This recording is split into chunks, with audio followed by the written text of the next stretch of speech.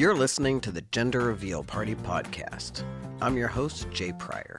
This isn't your usual gender reveal party. There will be no baby sex parts. This is the real reveal, where we reveal gender through stories of brave humans willing to share their lived experience. Enjoy the listening. I sure enjoy making it. Hey, and welcome back to the Gender Reveal Party podcast. I'm Jay Pryor, your host. And today, the friend that's with me is a new friend to me. So it's Scotty McGregor, which is hard for me not to say without going McGregor of the McGregor clan. Yeah. Gotta get your kilt on even to say it. Know, right? And he's an author and a speaker and so far a really delightful human being. And, you know, one of the things that I think, even though I was just saying I'm off testosterone, but there is always, for me anyway, a resonance with another trans guy, right? Like those of us have were born female and chose to take this journey. We're just like insta friends in a lot of ways, yes. Right? Because we've been through the things, right? So thanks for coming on the Gender Reveal Party podcast. Yeah. And please share with our audience more about who you are and what you're up to, because folks, this guy's got a lot to offer. So I want you to tune in. Yeah, thanks for having me. It's a pleasure. Yeah, and you know, you're right that we have an understanding for each other. We trans guys right away when we meet, you know, but contrary to popular belief, we don't all know each other. I have people sometimes that write me and go, "Oh, I met this trans guy over in Mississippi. Do you know him?" And I'm like, same. I know that I went to college with this guy who transitioned a couple of years ago. Do you? That's right. Yes, we have a spy network, actually. That's right. As soon as you transition, you. That's right. You join and we all get a notice. Right.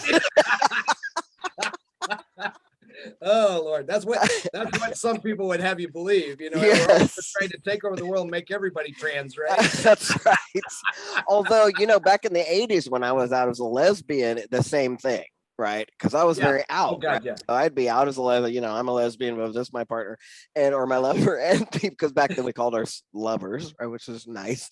But they'd be like, "Oh, I know a lesbian from Boston. Do you know her?" That's right. Oh yeah. I'm like, "Yes, I do." I know. Well, amazing. Part of the agenda. That's the agenda, right?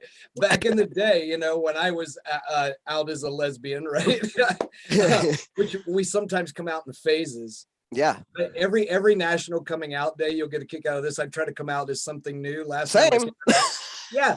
time I came out as a metrosexual because I like to dress up. Nice.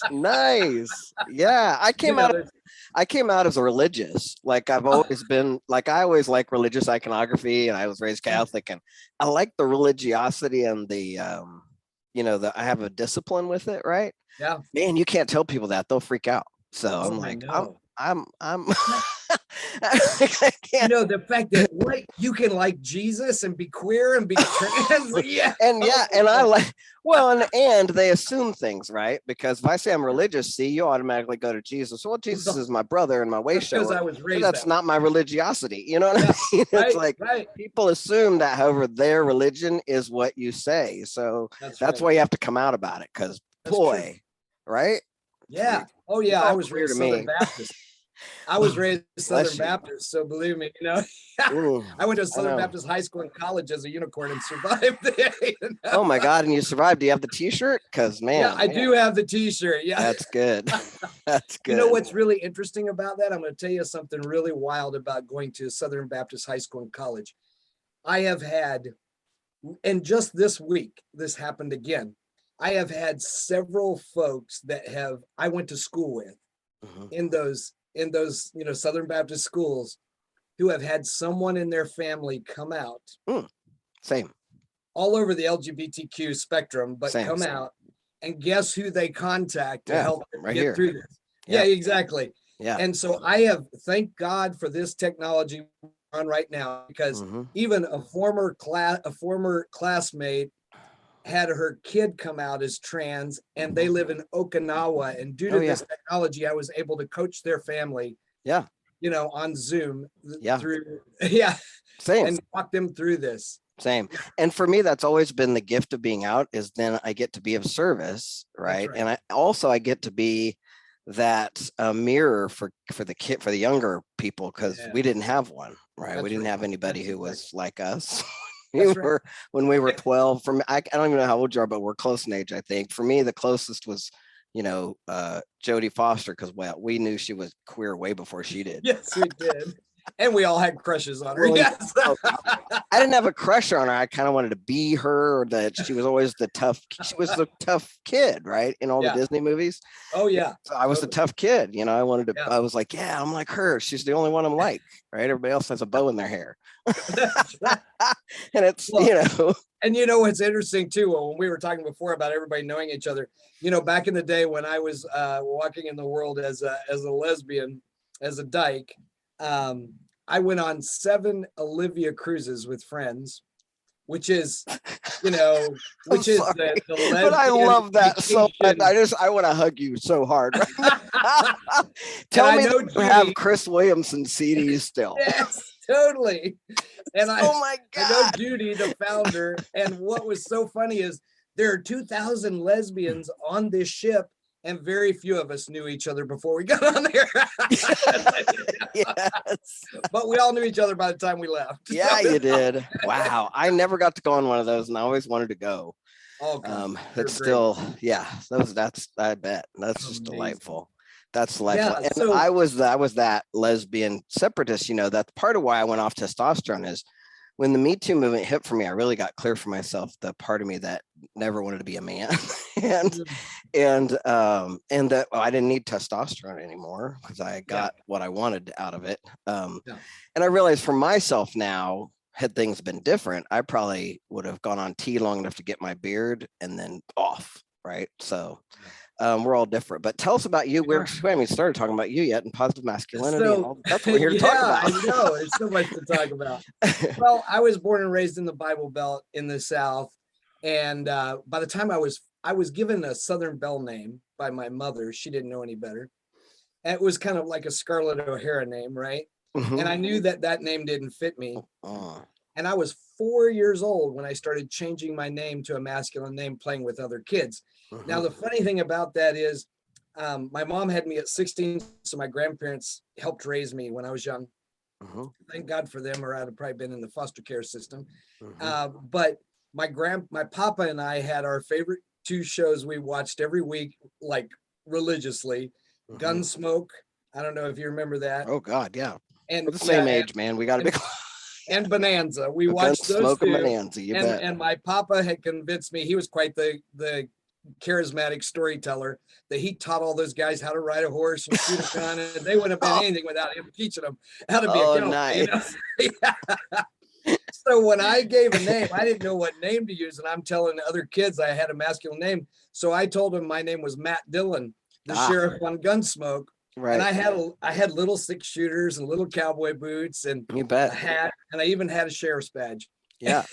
Nice. So my grandparents thought it was adorable when kids came and knocked on the door and asked if Matt Dillon could come out and play. That's awesome. Yeah. And the interesting thing about being born, my first grade in life, I got an F. Being born sex at birth, being female, you're allowed to be a tomboy when you're younger, whereas boys cannot, do the opposite. If you're born male, it's, you don't have that luxury of being able to play with female toys or, dress in a female way. Yeah. So I, was definitely the tomboy, was definitely the rough and tough out, in the wilderness doing stuff. Papa taught me how to drive a tractor and garden and all that. It was great. And then, of course, in the Bible Belt, once you hit puberty, you're supposed to snap out of that, put on a dress, and go to church, right? Yeah. Well, that didn't fit very well. Mm-hmm. The good news is at 6 years old, I found my soulmate, which is the martial arts. And I started martial arts training. And by the time I was 17, I was on the U.S. karate team. Nice. So I won the U.S. lightweight fighting title at that age and started traveling all over the world competing. So that gave me a broader view. I got to get out of the Bible Belt and see the rest of the world and see that there were other people like me out in the world. Right? It's just so important. It's the most important thing, I think, is to be able to see you, right? Yes, so important. I mean, I didn't see trans people per se, but I definitely saw people that were gay that were out, and they were, they weren't what the people in the church had told me. They didn't seem evil or right. They were nice people, right? Right. Just regular old people. That's right. Just regular old people. So that began my journey. And a little in between that, I saw a lady one night on a TV special with my grandmother. You might remember her. Her name was Marlena Dietrich. Yeah, damn. Mm-hmm. So she had a primetime special, and she fascinated the hell out of me because one minute she'd come out in a beautiful ballroom gown and her hair done just right and be the leading lady and sing a beautiful song. And then a few minutes later, she'd come out in a man's tux with tails with a cigarette, a top hat. She really played with this gender thing spectrum like I had never seen anybody do before. Mm-hmm. And what that did as a young person is it gave me hope that there was more flexibility in this than I was being told in the Bible. Right. Yeah. Yeah.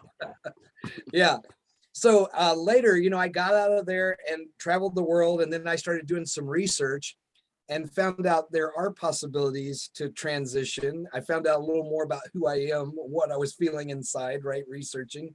Mm-hmm. Although it wasn't as easy to research back then because we didn't have the internet. Right.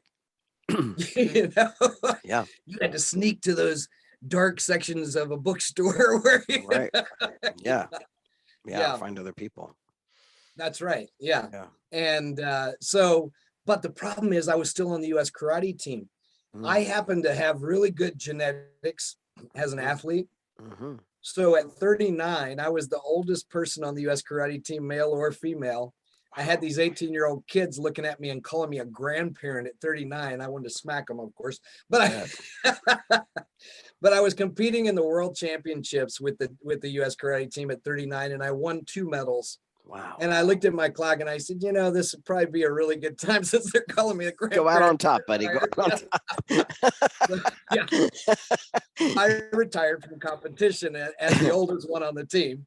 And then I was able to begin my journey of transition because they would still allow me to coach and referee and be trans, but in a contact sport, back then, they didn't know what to do with us. They wouldn't have allowed me to compete. Yeah. What year was that? Well, let's see. I'm 57 now. So do the math. So okay, I got it. Yeah. 57. I can't do that kind of math. Yeah. It was, I think, 2006. 20 years ago. Yeah. Something like that. It's been a while. It's been a minute. And they're still trying to figure out trans athletes, especially in contact sports. Oh, yeah. So since I've coached 59 national champions, so, I've still been able to be involved. Yeah. And what's really interesting is because at the time, I was the highest ranking cumulative female martial artist in the world. Wow. So I've been on Ripley's Believe It or Not, the Discovery Channel, the Learning Channel, all due to the martial arts. I have a Guinness World Record in throwing the most people in an hour in jiu-jitsu. Wow.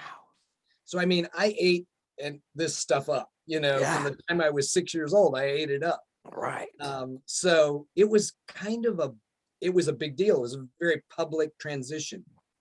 Yeah. And it was a little hard because I had a lot of women that looked up to me and wrote to me and said, you've broken a lot of glass ceilings in the martial arts and made us think we can do more than I thought we could. Cause it's a very male dominated. Sure. Yeah. Old school type of a thing. And so, there was a part of me that was worried that I was letting them down. Yeah. Even though, it had nothing to do with that. I was just being who I was. Sure. Sure. It's not about them. Right. Yeah. Right. But as you know, some people take it personally. Yeah, absolutely. And I mean, you are a public figure that, you were making a difference and you're a public figure. I totally get that. Yeah. Yeah, so that was a little tough. And then I went through a thing like you were talking about a little bit. I think you mentioned, which makes me think you had a similar hurdle, was I thought, do I really want to become a person that's a part of this group of people who's caused so much damage with the patriarchy and toxic masculinity that's hurt so many people? Right. I had traveled the world and taught self-defense and empowerment to women and children, especially because when I was little, one of my mom's husbands, I watched him beat her, and she was helpless. And I was too little to do anything about that. And that's an awful feeling. And I just, I don't want anyone to ever have to go through that. Right. So I've always tried to help empower people with knowledge, because I believe the knowledge, is the key, where they feel enough self-confidence to take care of themselves and get out of there. Yeah. Yeah. And so I questioned, do I want to be a part of this? And what's interesting is my grandfather had passed away, but what I heard in the back of my head was his voice, and he had become a city councilman and a entrepreneur. He had been his whole life from a poor family, so he had worked his tail off. And he had always taught me, if you want to make a difference, you got to get in there in the group and get involved where you want to see the difference. You can't stand on the outside and point the finger and hope they'll change. You got to get in there and get involved. Yeah. And that's the voice I heard. And then it came to me, what we need is more good guys standing in there to help make change, right? Yeah. That's a really powerful way to look at it. 100%. I love that. Yeah. So, and I mean, no matter, the thing is, people are going to treat you like a man anyway. Oh, that's right. Yeah, that's right. I don't identify as a man. I've been treated like, I call myself an undercover white guy because I've been. They're standing there talking to me like a man, and I'm like, you have no idea. Yeah. Oh, yeah. Yeah. It's such a wild ride, though, that the sexism I've experienced being top in my field in a female, I bet, in the world of sports, which is very male dominated. People say stuff to you. You can be the top in the world, and I have been, and people say, well, you're really good for a girl. Oh my God. And you're like, what the hell? Right? Like, get in a ring with me, man. Yeah, exactly. Come on. Oh, man. Oh, that's so frustrating. It is frustrating, but people do this all the time. They say this to kids, you're really good for a short kid or a heavy kid or a girl, they do this qualifying thing. Well, and then they also do the thing, like I was just talking about this the other day, where the minute I went on testosterone and started presenting as masculine appearing, the way men automatically then thought that then I should have to engage in all the things that they engage in, right? Yeah. And if I didn't, then somehow there's something wrong with me, or I just haven't learned it right yet, or no, it's fascinating to me how men are just like, no, you can do that, Jay. It's like, I don't have to. Right. I don't want to, but if I was in woman skin, they would just be like, oh yeah, no, it's no big deal. You don't have to do that. Right. It's weird. Yeah. It's weird. Yeah. Totally. So it's totally weird. Yeah. Well, and the here's the weird thing. Of course, people understand. I think most people understand.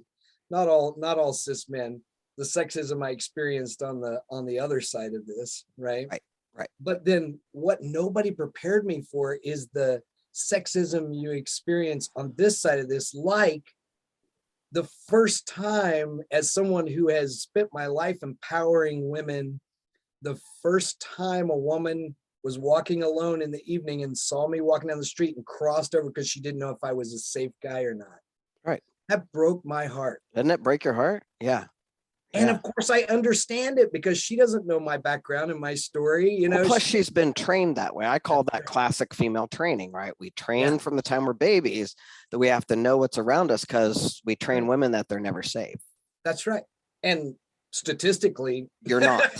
And statistically, they're not. Yeah, exactly. And I totally get that. Yeah. And the other thing is I've always been somebody, I also, in my spare time, graduated from clown school.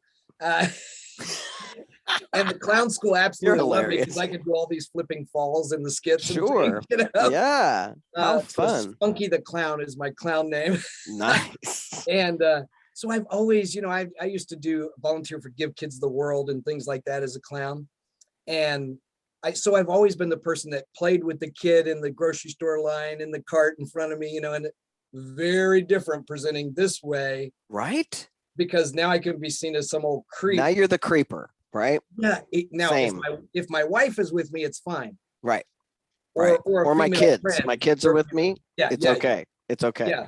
But if I'm by myself, that's right. It's crazy, right? And it's so strange because you have to adjust your behavior based on that. One of the stories I like to tell is the first time.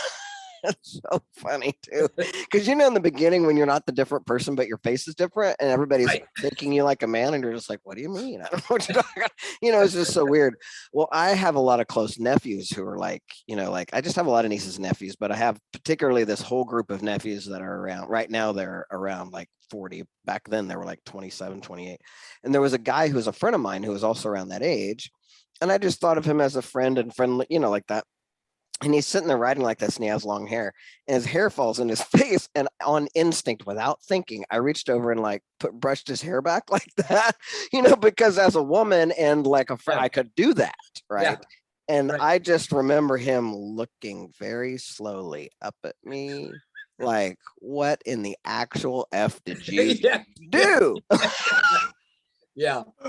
Oh, yeah. I'm not supposed to touch people. Right? No As kidding. A guy, can't touch people. So weird. Very it is weird. So weird. Yeah. And yet, I mean, to go to that, guys are starved. Starving. For healthy intimacy, healthy connections. That and that we're human beings. We are we're made for that, right? Yeah. Yeah. And then that's one of the things that I teach. So I started this group. I wrote this book and I started. Put that book up there. Hold it up there a little bit longer so we can see it.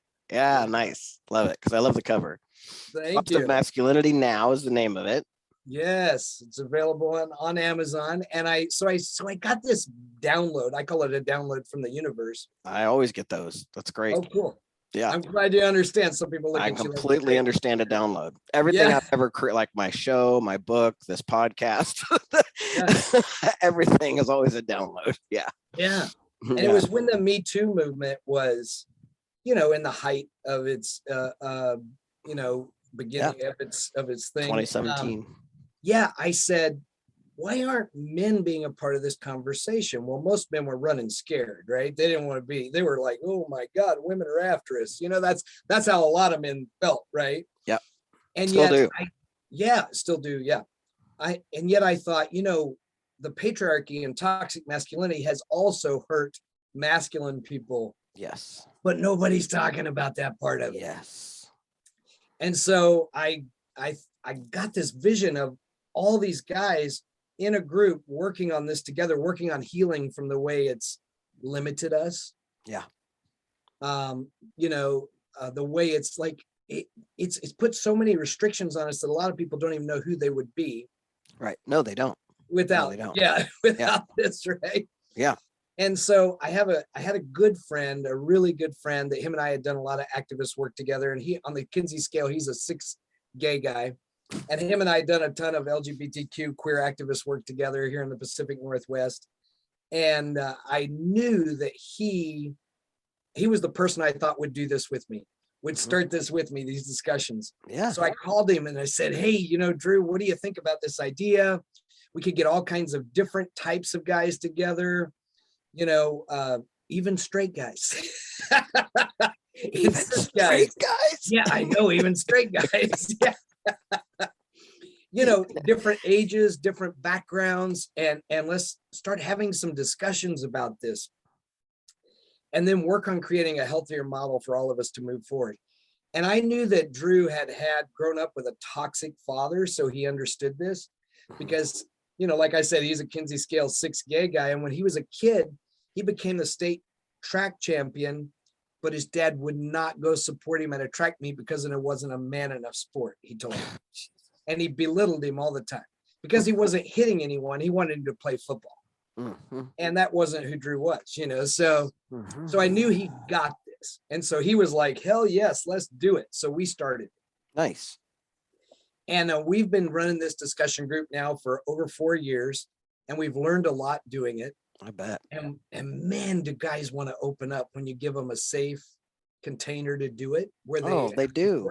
Yeah. And it's just so interesting. I just had a conversation with a guy recently, a friend of mine here in town, who is one of the most masculine men I've ever met. And we just had literally seconds to talk to one another.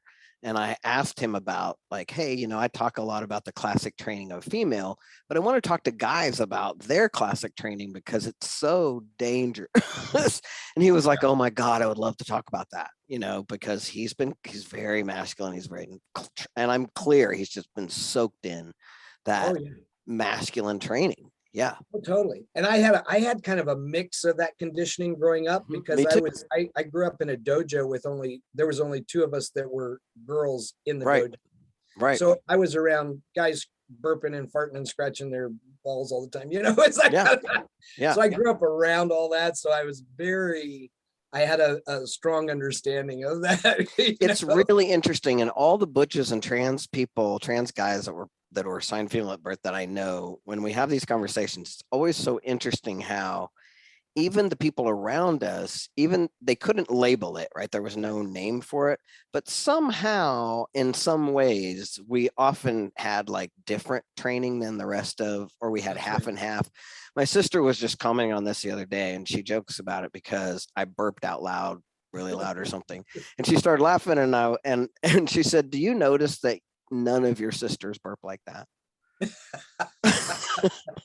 And I was like, oh yeah, probably didn't notice or whatever. She's like, because we were trained not to. Yeah. Like we were told do not, but somehow they didn't give me that training, even though I was assigned female. Right. So I got away with things because I was a tomboy and because I didn't listen to the female training. There are things I got away with that are different. Right. And it was because I think I showed up without a shirt on. I just had a pair of jean shorts on. My sisters were always putting on clothes. I was like, no way, man. I just need until I was betrayed by the breasts. Yeah. Right. I didn't wear a shirt. Things like that I just acted like a boy. So a lot of times I think I got away with boy things sometimes. Yeah. Oh, totally. And like you said, until we hit puberty, and then we were like, no, now you gotta act like but the other girl and know how to do it. That's true. But the martial arts did give me a respite in that. I bet. A place where I could be very masculine, right? Yes. And it was celebrated because I was a warrior. I was a fighting champion, Yeah. Yeah. And you got to keep doing that. And that's the beautiful piece of it that that's been beautiful for you. Yeah. I talk about that because in my town, even though it was violent, like I grew up in a town where I tease about it in my show, calling it, it's like third grade fight club, because the older kids in the town would decide who was going to fight who, right? Oh, yeah. There was a lot of physical fighting and I loved it. I loved to fight. Yeah. And I remember my last fight, I was 12 years old. And I was 11, almost 12. And I beat the shit out of like a 14, 15-year-old guy. Oh, yeah. Then you got respect. I already had it. People, they were, at some point they decided they were going to just check it out. I was like, let's do that. Because I love to fight. And there was something about fighting that I loved. Yeah. And then of course, for me, I didn't have an outlet for that. And for me, it was football too, because I was a tiny person, and to get on the team, the guys put me through so much shit. Oh yeah. Like they'd hurt me a lot, like on purpose, and it was so weird how much extra violence I got for being the girl on the team. But once I took it and kept coming back, eventually they let you in. And what I'm hearing now from my 12-year-olds is that hasn't changed. No, They're still guys not thinking all of a sudden girls are not as good at sports as they are. And when they're 10, they're all the same. They're the same people, 10, 11, 12, they're the same. That's right. Right. Until that's exactly right. Exactly right. So anyway, but for me, my outlet shut down because the fighting stopped, right? Because once you're 12, 13-year-old girl, you can't do that anymore. Right. And then I couldn't do football. And for me, football was the thing. So I'm grateful for you that you had that outlet all the way through your life, because that's cool. Yeah, it was amazing. Yeah. And the beautiful thing too is martial arts is a lifelong thing. It's not a seasonal sport where you kind of have to right. Yeah. So I love it. I just love it. Yeah. I did the thing of playing on a boys baseball team, where I was taller than all the other boys at that point, and the boys hated it because I could hit the ball further, and and because I was tall, they put me on first base because I could read everything. Yeah, a lot of girls that age are better athletes than some of the. I mean, just depending on who they are.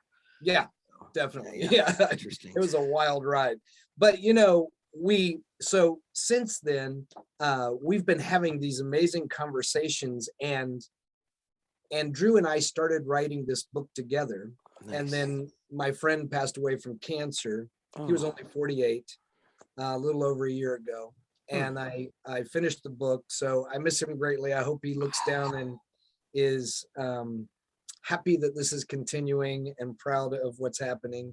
But, I also wish he was here with me to experience it.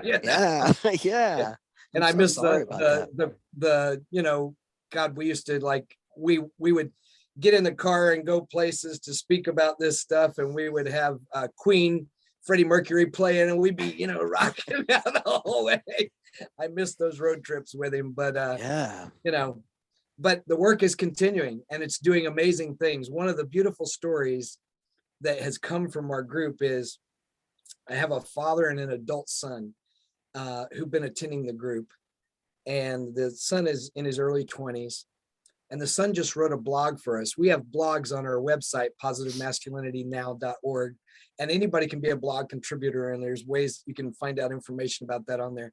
But he just wrote a blog about how being a part of our group has totally changed his relationship with his dad, how they never talked about anything real before. Yeah. And now they have real conversations and even feel more comfortable hugging. Yeah. Now, see, that's one of the weird things, right? But it's totally changed the dynamic of their relationship.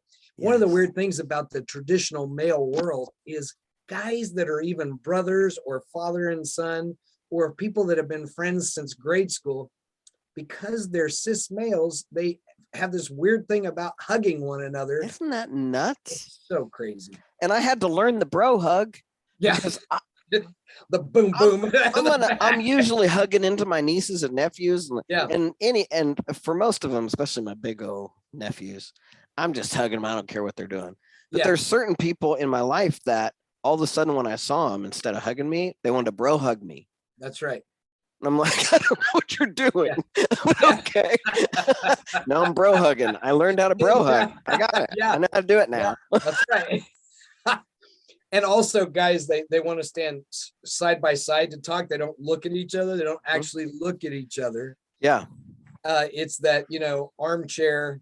It's like you're at the ball field standing side by side. Yeah, there's an old communication theory, because I'm a communication studies major that's my undergraduate work. And there's actually masculine and feminine studies of communication like that, where supposedly men prefer the side-to-side communication, where women prefer the face-to-face communication.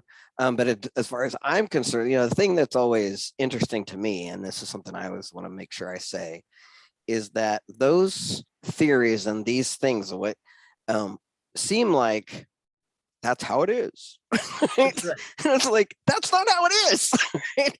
Well, that's how you were trained to be. That's right? It's what you were trained to do. But that's not how it is. People want eye contact. People want to touch each other, hug each other. Right. People need that stuff. It's not that, well, I just prefer side to side because that's just how. No, that's not it. It's you were trained that way. And it's not because you have a penis that you want to sit next to someone. That's right. And people want to have friendships where they can talk about real things, not real just sports and work. Right. Not just sports and work or bitch about my wife. Those are the things I discovered that men are way more gossipy than women. I was like, oh my God, all you guys do is bitch about your wives. That's right. It's so true. Yeah. I wrote an article for the Huffington Post a few years back called Being a Trans Ninja, because I feel like we get to listen in on all these things. We know all the things. Like, what the hell? I had a woman actually tell me one time. It's so funny. She was a business colleague, and so I never, especially back in the day. Now, if you don't know by now, but back in the day, I didn't always come out to people right away, especially in business, because that wasn't what we were talking about. Right? We were talking about business. But she became a business colleague. And once somebody's a colleague of mine, they're going to know pretty darn soon. Right. So I'm coming out to her, and she says, those are her exact words. I knew something was up because there is no cis straight guy that talks about how much they love their wife so much. Oh my gosh. Isn't that sad? It's like, you can't be right. There was something going on. Like, you always talk about how much you're in love with their wife, and that doesn't, cis straight guys don't do that. That's so sad. Right. And I was like, well, God, how sad. Another thing to add to my sad list of things that guys aren't trained to do. Wow. Yeah. And there's so many things we could talk about in the socialization. Right. And that's what I do in this book, is I walk people through the way we're socialized around gender. And in the book, I have worksheets in almost every chapter for you to go through and examine your own socialization. Yeah, good. Like, who were your role models? Right. And why did you think they were good role models at the time? And what do you think now that you're an adult and can sit and reflect back? Right. Does that still serve you well or not? Right. Yeah. Yeah. Exactly. And I think those are important things for us to think about, because like you said, it doesn't have to be that way. It doesn't have to be that way. Yeah. And I don't have to be that way. That's right. That's the thing that for myself, is for me going through the journey of, assigned female at birth, tomboy, out butch dyke, out, and loved being a butch, that whole world. If I said I'd never transition because I love being a butch, but man, I was jealous one of my tits gone. I call them that. Yeah, totally. Right. Yeah. I mean, it's the best day ever when we get that chest off. It's the best day ever. And totally. So, but for me, it's like all along the way, I had to really be conscious about, and for me, consciousness is, and I know it is for you. Consciousness for me is like what I'm about. Yeah, totally. When I raise and elevate my consciousness, but it always has had to be a practice for me to be in alignment with myself rather than be in alignment with how the world is going to start. Because man, the world just saw me as man. And it was mind blowing to me. And sometimes, I still I do things all the time where I'm just going to pull that white guy privilege and walk through this thing because nobody's going to say anything to me. It says do not cross. I'm like, watch me. I'm like, and sometimes I'm an asshole like that because I've learned no one will say anything to me. That's right. About anything. I could just, and if they do, all I got to do is say, oh, sorry, man. I'm sorry, man. They'll just go, okay. It's okay, sir. They'll tell me it's okay. About the privilege. Yeah, you talk about the privilege. Now I walk into a restaurant and I'm looked at as a middle-aged businessman. Now that we got the gray going on. Oh yeah. I got the silver daddy thing. Yeah. Mm-hmm. Yeah, me too. And so what I've seen happen is, a host or hostess will pass a woman who's been standing there waiting longer than me. Walk right up to me and say, "Are you ready to be seated?" And she's first. Because of my life experience, I see that. And I point it out. But, and I've had women look at me like, what, or you're a unicorn, because most guys don't even know. They don't know they're there. Yeah. They don't see them either. That's right. I've literally watched women who have silver hair be passed like it's almost like they're not. And women tell me that that's their experience, that once totally. they just aren't seen. And I've seen it happen too. It's really interesting. It is interesting. Yeah. So I want to first just, because we're getting close to wrapping up here, we're going to have some great conversation, but I want to appreciate and acknowledge you for who you are for men, right? Because I agree with you that I can get moved by this. Like, I changed those baby boys' diapers, right?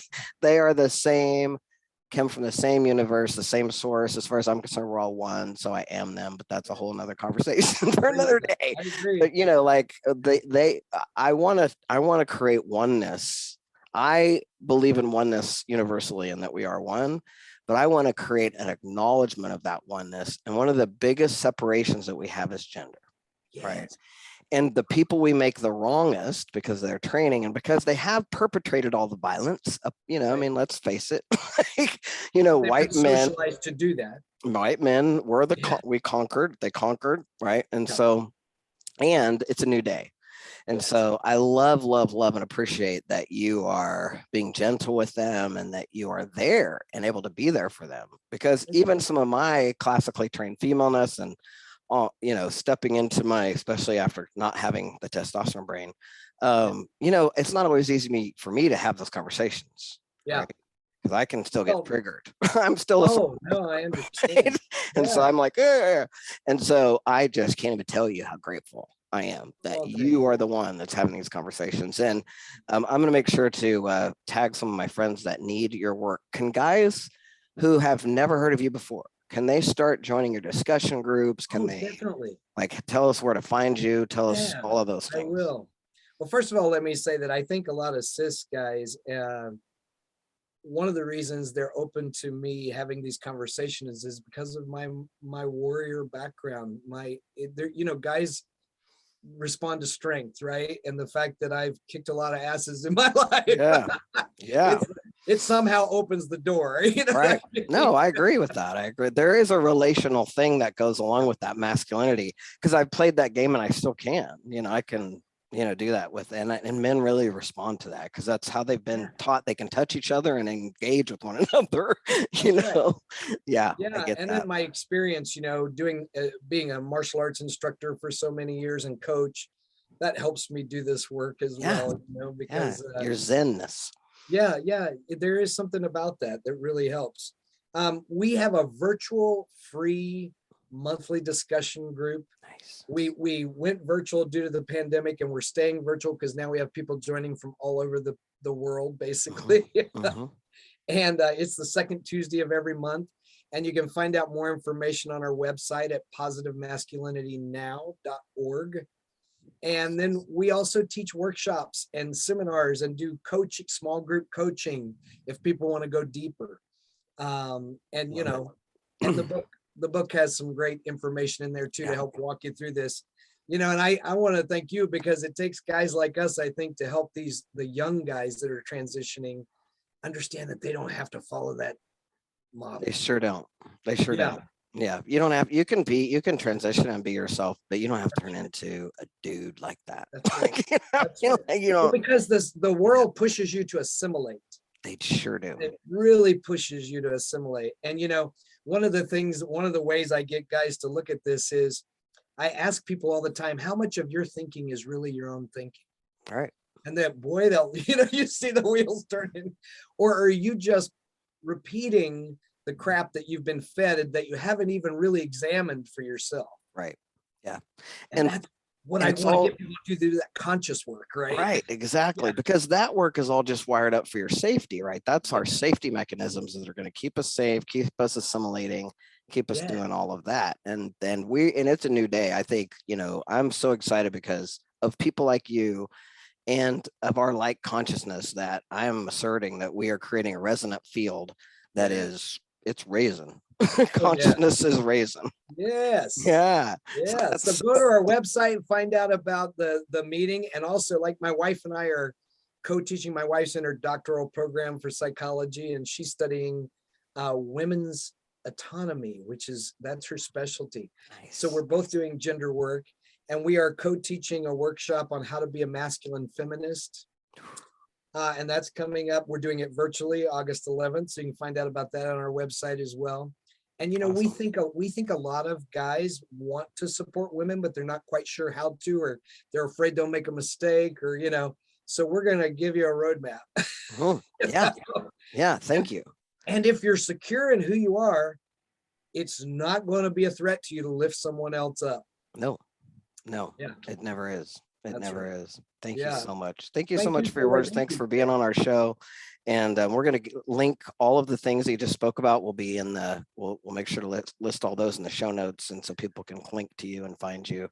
Thank you. I just really, really appreciate your work, Mr. Scotty. I hope we get to Scotty McGregor. I hope we get to sit down and have lunch one day or something. Me too. Me too.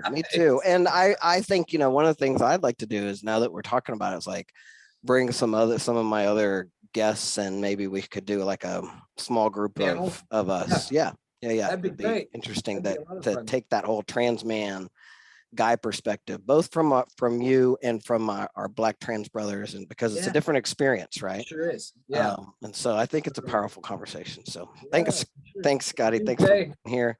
Thanks for listening, folks. Don't forget to subscribe if you haven't subscribed. Like us, tell all your friends. These are powerful conversations, and they need to be had right now. So I hope you're sharing them with other people. Thanks so much. Love you. Bye.